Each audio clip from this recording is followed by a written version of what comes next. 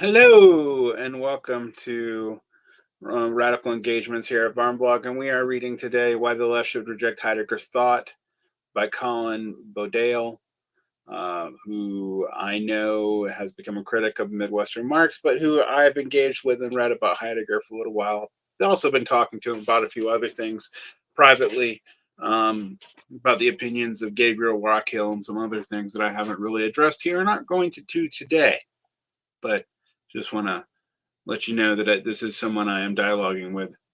Um, I like this piece. I want to cover it, so let's get into it. Let me make this bigger for those who need to see it. Yeah.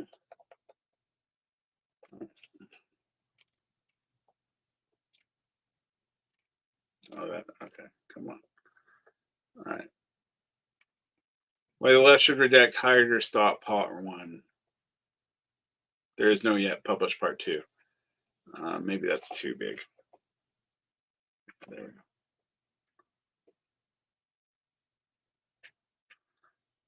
Note from the author. This essay on Heidegger was originally published on Midwestern Marx.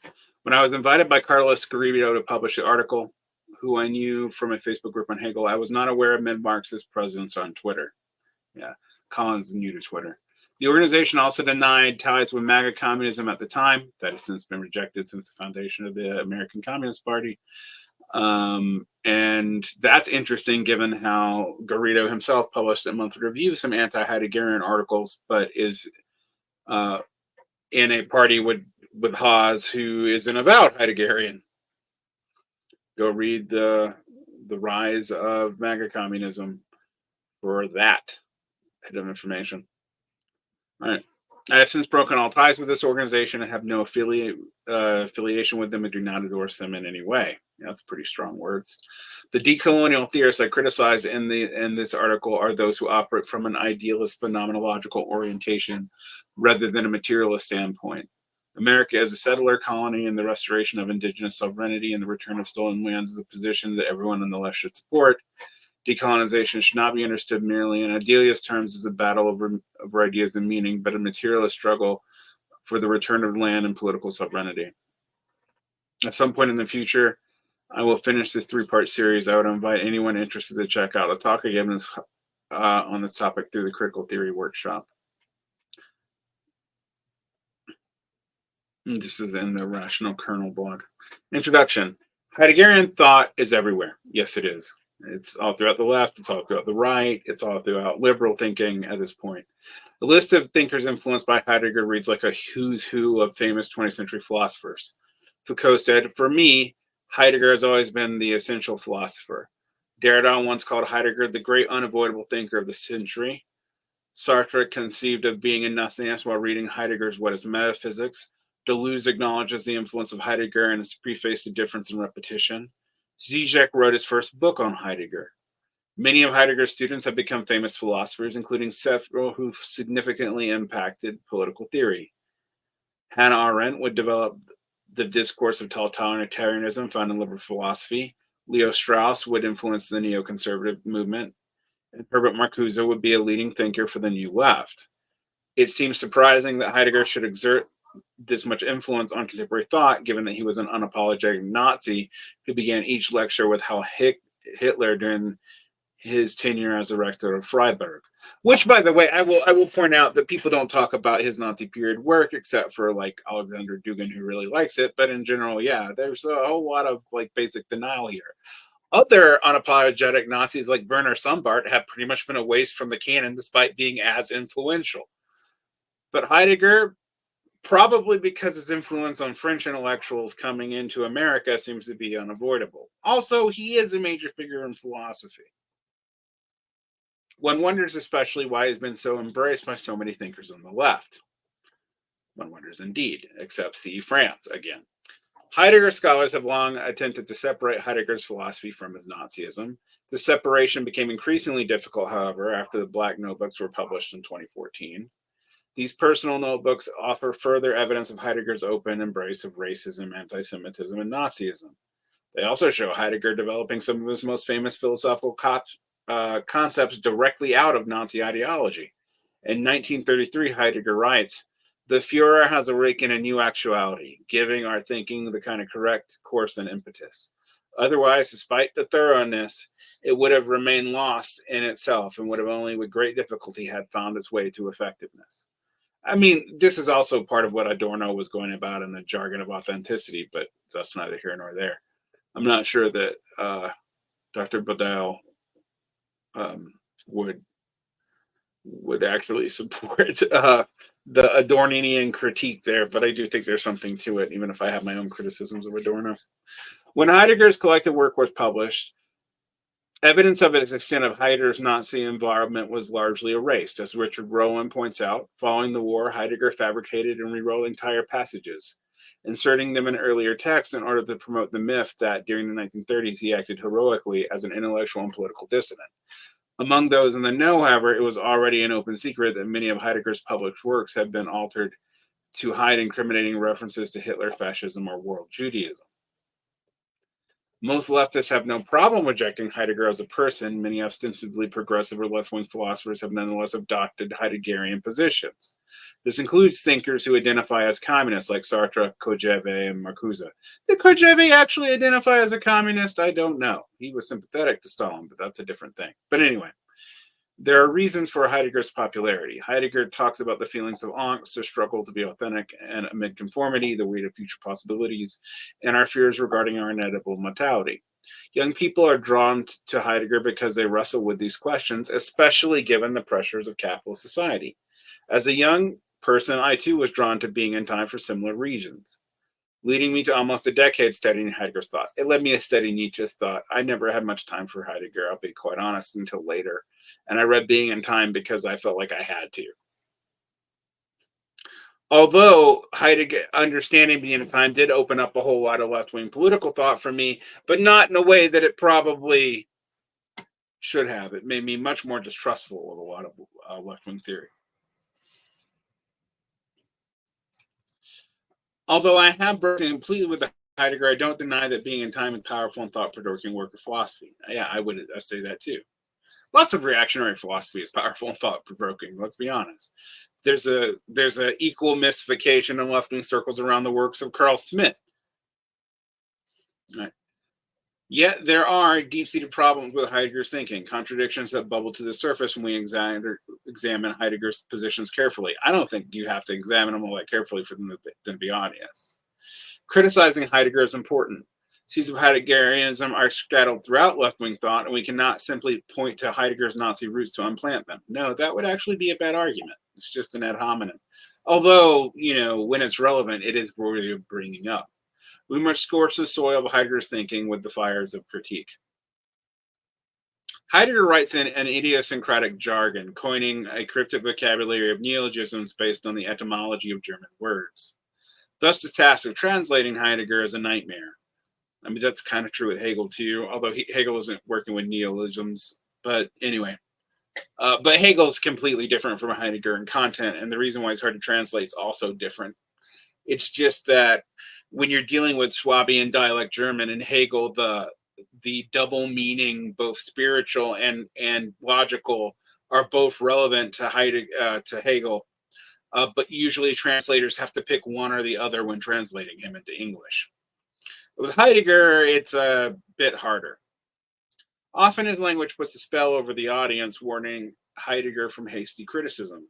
Demystifying Heideggerese takes a great deal of effort, so I've decided to divide the task into a series of articles, touching on some of the main points of reference in each. My aim in this series is to clarify why Marxists should reject Heideggerian thinking. In the current article, I will be focusing on the most significant aspect of Heidegger's thought, the question of being. In the next article, which I think has not been written, I will be exploring his analysis of Dasein and Being in Time. In the final article, I will be examining his critique of technology and modern science. Heidegger's single thought, the ontological difference. Heidegger once claimed that each thinker thinks one single thought. Yeah, I had a philosopher tell me that too. The great philosophers, Heidegger claimed, have one idea and paint all reality in its colors. If Heidegger had one thought, this would be the ontological difference. The ontological difference is the distinction between beings, things that are, and being there to be. According to Heidegger, philosophers have overlooked this distinction. Whenever a philosopher has asked about the meaning of being, they have treated being as if it were a being. Philosophy has failed to consider being itself, that is, being apart from beings. This leads to fun, weird shit like object-oriented ontology eventually, but we're not going to go there.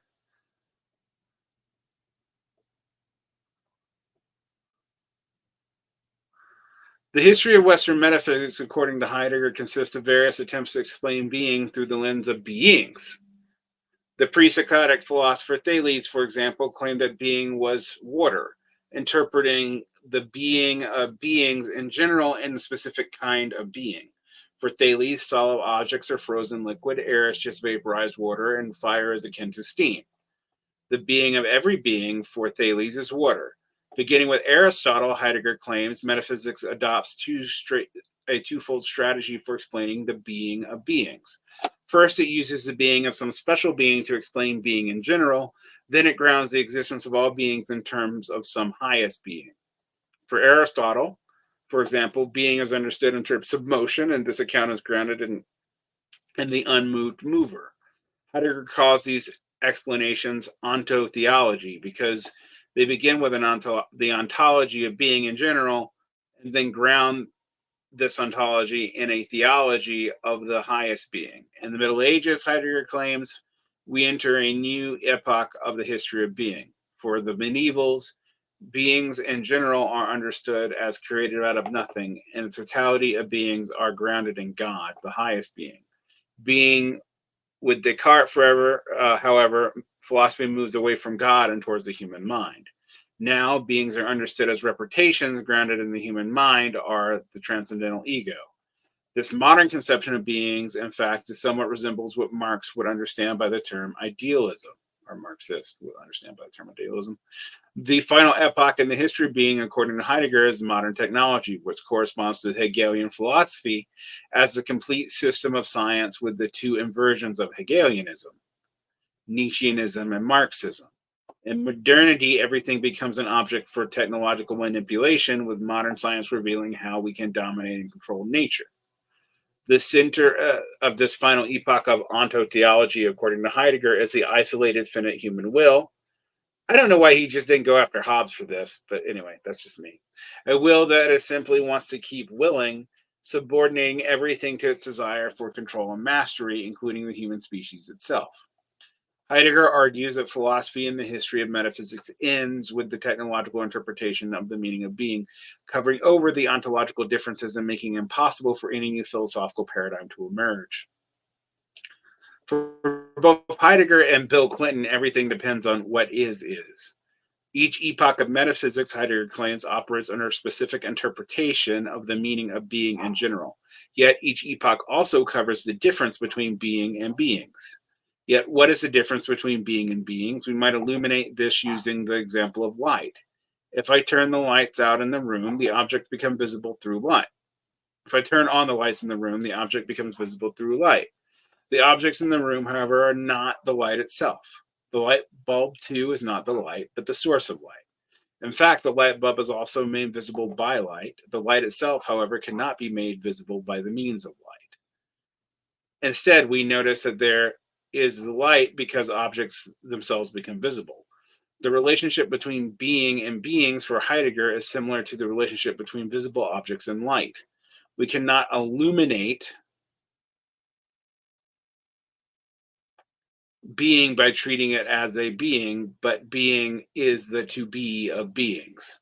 Being itself is not a being, which means that, strictly speaking, being is not. Heidegger thus calls the presenting of presence the manifestness of the manifest. He also describes being using contradictory, almost dialectical sounding language, saying that being is revealing/concealing. Just like light reveals itself by revealing the bright objects, but light cannot directly reveal light, being reveals itself by revealing beings, yet concealing itself. The unconcealment of being makes metaphysics possible. Metaphysics and modern science, however, distort this primordial unconcealment by presenting being in various ways. Science, for example, represents being in terms of their mathematically quantifiable and manipulatable properties. Heidegger claims that this distorts a more primordial unconcealment of being. For Heidegger, we discover being as itself in its sheer thatness, the fact that something is rather than is not. We discover such unconcealment, Heidegger thinks, whenever we let something be without trying to represent it. Art and poetry accomplish this feat.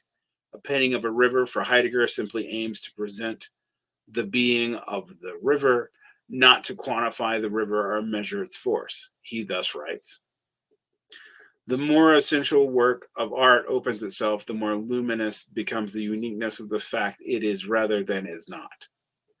A work of art, by putting its subject matter on display, lets it appear as itself. We are overwhelmed by its strangeness. Quote, only when the strangeness of being oppresses us does it arouse and evoke wonder. Being, for Heidegger, is the realization, holy shit, there are things. This pure givenness, the fact that anything exists at all, this unconcealment are manifest is what Heidegger identifies with being as such. The contradictions of Heideggerian thought. Heidegger follows Hegel in recognizing that being is not a being, yet Hegel draws the conclusion that pure being is empty indeterminacy. Something like pure being would be something like emptiness in Buddhist thought, actually. Not that Hegel was a Buddhist at all, but there's a weird convergent thing to notice. A total abstraction, a negation of all determinacy and content. Being, in other words, is nothing. Pure being is nothing, yeah. In fact, this is the first dialectical transformation of Hegel's logic, the thought of pure being turning into its opposite. Heidegger cannot accept this conclusion.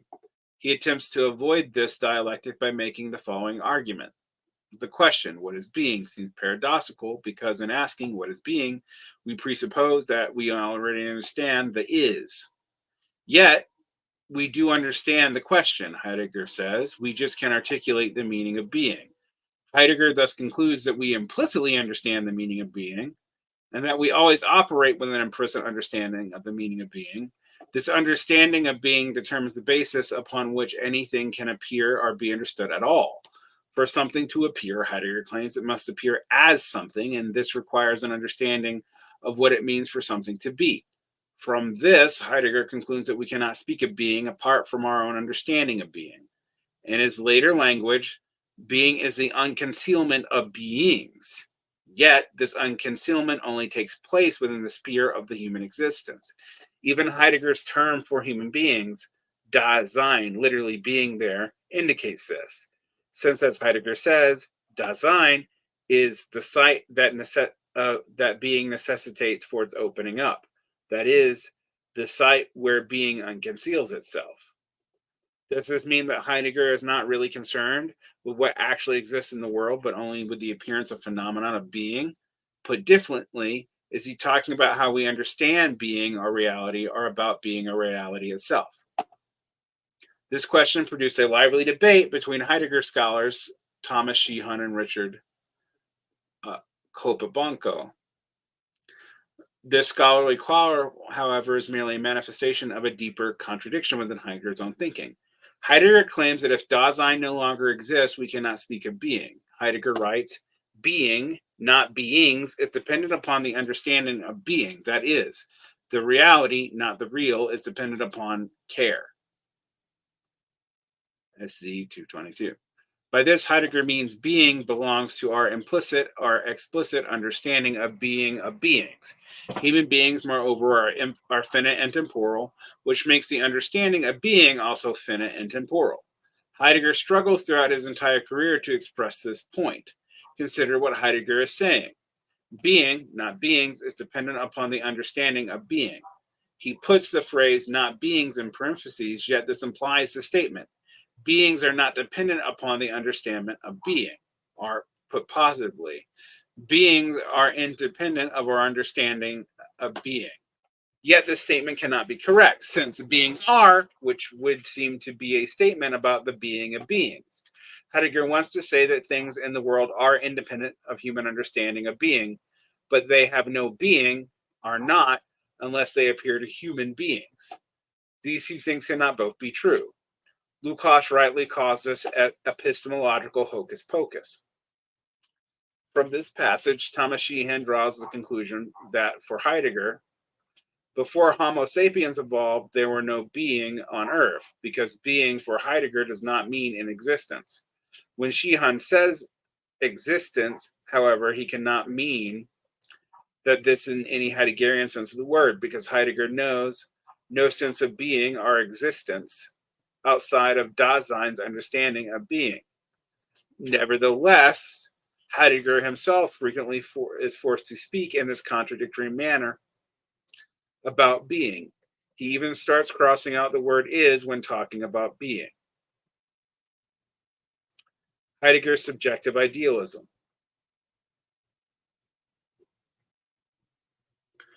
If a tree falls in the forest, does it make a sound? For materialists, the answer is simple. Of course it does. Sound is a vibration of the air, and the tree landing makes the air vibrate regardless of where anyone hears it.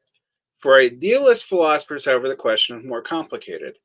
An objective idealist, say Husserl, would claim that it does make a sound as if a person were present, they would hear it.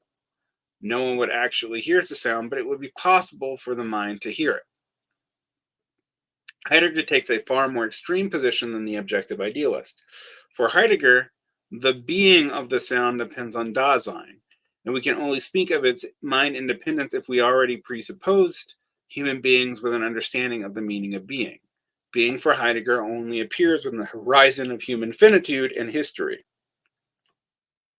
He thus writes, quote, before Newton's laws were discovered, they were not true. From this, it does not follow that they were false, or even that they would become false if ontically not discoveredness were possible any longer. The fact that before Newton they were neither true nor false cannot mean that the beings which they point out in discovering way did not previously exist. These laws became true through Newton, through them beings in themselves becoming accessible for Dasein. Heidegger does not deny the truth of Newtonian laws, yet he claims that we cannot speak of the truth or falsity of these laws until they were discovered by Newton. Being must be accessible for us before we can speak of their being. Heidegger thus wraps objective truth inside subjective idealism. Normally, we think of truth as correspondence between thought or statement and reality. I mean, that's complicated, but yes, that's even going back to Plato. Heidegger claims, however, that truth as correspondence depends on the discovery of truth. We cannot check to see whether an idea corresponds to reality unless we've already discovered reality. Yet only human beings can discover reality, and these discoveries can be lost or forgotten. Heidegger thus says, the fact that there are eternal truths will not be adequately proven until it is successfully demonstrated that Dasein has been and will be for all eternity. Heidegger claims that there is no eternal truth because if human beings go extinct, all knowledge is lost, and so nothing is true, thus limiting the ontological to the epistemological. This is a thing that Heidegger does, kind of confusing the two. Being and truth die with Dasein. The laws of physics are no longer true.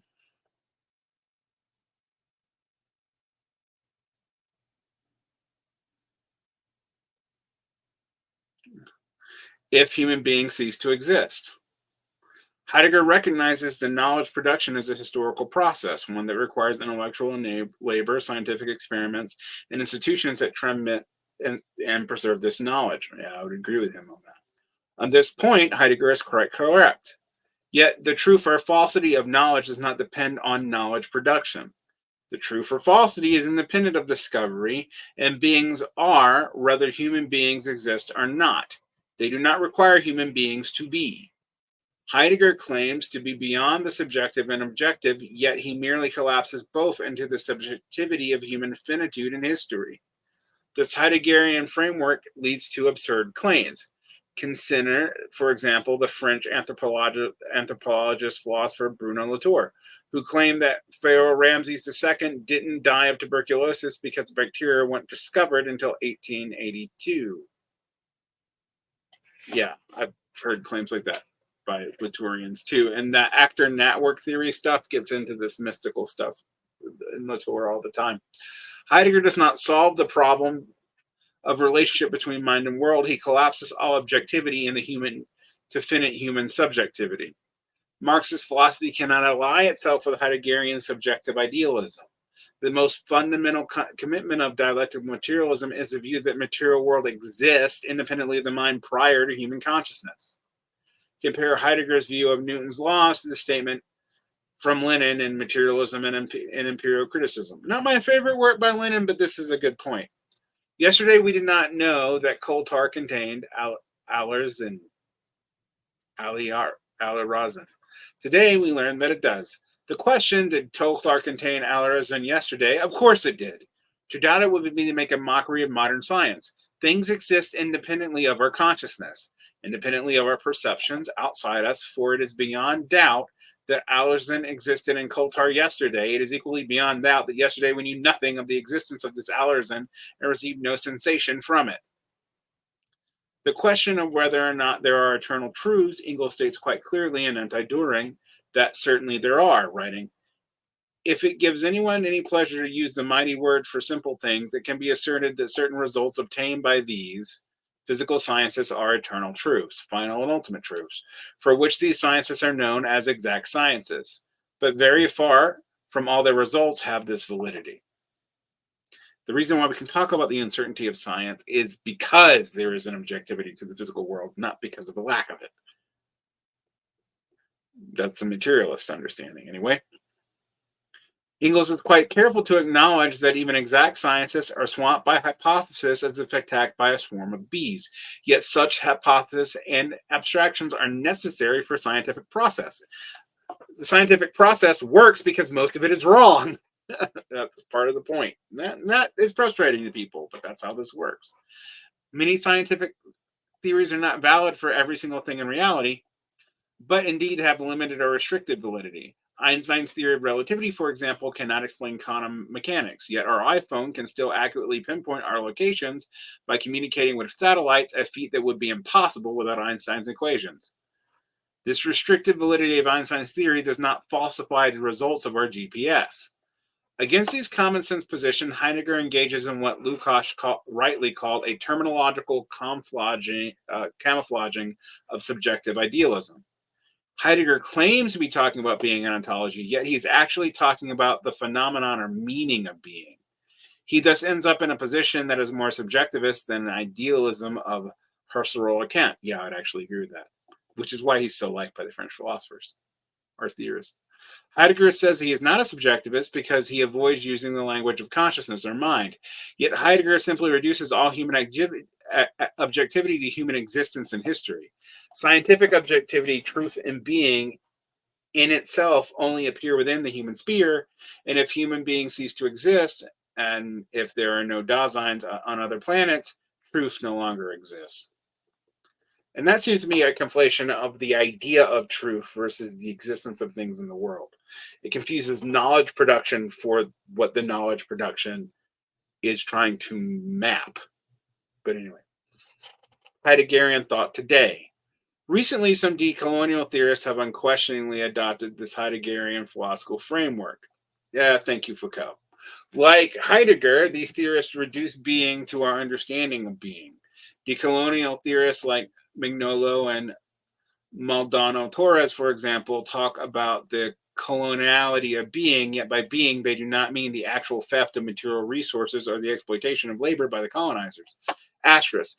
This is what Miri Davison was pointing out on the way sometimes right-wingers will use Heidegger to sound like Mignolo or other decolonial theorists, but they're not actually advocating the same thing as the decolonial theorists are, even if they're using the same language and frameworks, justified explicitly in Heidegger. But the structure or meaning of appearances, of course, Marxists should not deny certain philosophical ideas and epistemological frameworks are indeed influenced by colonialism. For example, Heidegger's philosophy was influenced by Nazism, a racist and colonial ideology. So if the coloniality of being is anywhere, it's in Heidegger's Eurocentric history of being. These decolonial theorists, however, take Heidegger's framework of the history of being, yet rewrite this history so that the meaning of being is somehow determined by colonialism. Everything takes place after colonialism allegedly corresponds to the coloniality of being. When Descartes says, I think, therefore I am, this is based in I conquer, therefore I am, a skepticism about the humanity of indigenous peoples and a desire to assert one's own European identity. Since these theorists do not distinguish between being and the understanding of being, they tend to see the coloniality of being everywhere, except perhaps in the real material relations of neocolonialism. As MacDonald Torres writes, as modern subjects, we breathe sick colonialism all the time and every day. For the colonial theorists, coloniality survives colonialism, meaning the legacy of colonialism is primarily exists in certain colonial modes of knowing that determine the meaning of being, not in the real continuation of colonial relations of exploitation through neocolonialism or imperialism, nor the literal colonialism currently taking place in Palestine, Hawaii, Puerto Rico, and elsewhere. The task becomes criticizing ideas for their coloniality and trying to produce alternative decolonized ways of thinking rooted in non-European epistemologies. This was actually an interesting debate between Chinua Achebe and other African writers in Nigeria around this too. I know I reference this all the time, but people really need to read Achebe's African writer in the English language for some of the problems that come up in these views of decolonization. Thus, the ontological becomes epistemological. The real struggle becomes a war of ideas. And you see this. The war of ideas is constantly focused on by nearly every fucking body, but I think that often misses the point. Heidegger frames his history of being in an idealist fashion. He has no understanding of the real driving forces of history. For Heidegger, history is just different paradigms of being. We see this in the epistemes in Foucault, by the way. Foucault takes Althusser, adds Heidegger, and you get whatever the fuck Foucault is on. So these structures become epistemes or archaeologies or whatever, which are fundamentally unrelated and are whole different ways of viewing the world, of which very little understanding of transition is even possible. New ways of understanding the meaning of being, different interpretations of the meaning of human existence and the things around us. In each historical epoch, the meaning of being is metaphysically determined. The ontological difference disappears behind an ontotheological metaphysics, and being no longer reveals beings in any other way. If history is determined by various representations of being, then the driving forces of history are ideas and interpretations, not real events occurring in society and nature. There's the rub. Against Heidegger and those who follow him on the quest for being, I would simply say that after a decade of searching for the meaning of being, I found the answer in Hegel's logic. Being itself is an abstraction devoid of all content. It's emptiness. Again. The meaning of being is nothing. Republished in the Monthly Review.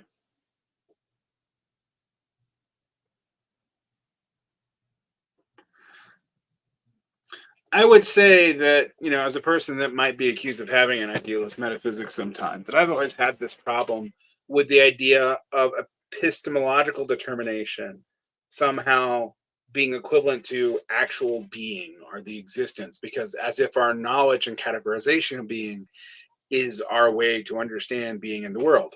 Things exist. Sure, we can posit what would it be like if they didn't, and sure, we don't know why they do, but that they do is a given.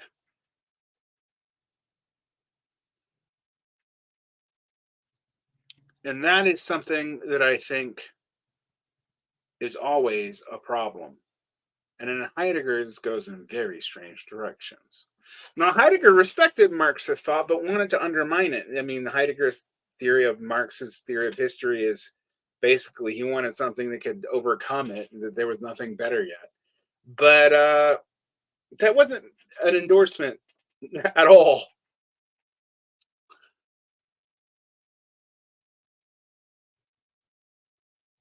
If Heidegger is where German philosophy goes, then maybe we have to think about why it ended up there. And the Heideggerian impulse of so much academic theory, and it's not just certain kinds of more abstract subjectivist decolonial theory, but even elements of critical race theory, etc., accept these notions from Heideggerian ontology because they come through either Foucault or Marcuse. For all my faults about the Frankfurt School, and there are many, I think Adorno was mostly right about Heidegger. Anyway, protect your peace.